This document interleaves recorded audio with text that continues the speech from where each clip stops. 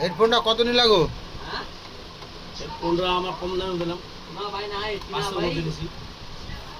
ভালো কোয়ালিটি তো? কোয়ালিটি ভালো, হ্যাঁ। সব জায়গায় হেডফোনটা নিতে গেছিলাম, এই হেডফোনটার দাম হচ্ছে অনেক টাকা বলেছে। কত হ্যাঁ, বলেছে, কত বলেছে?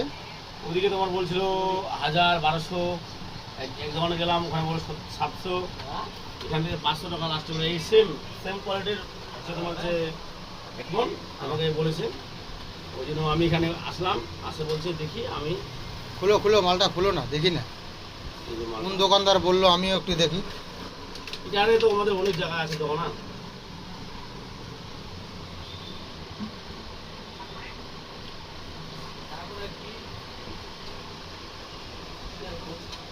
এগুলো কোয়ালিটি ভালো।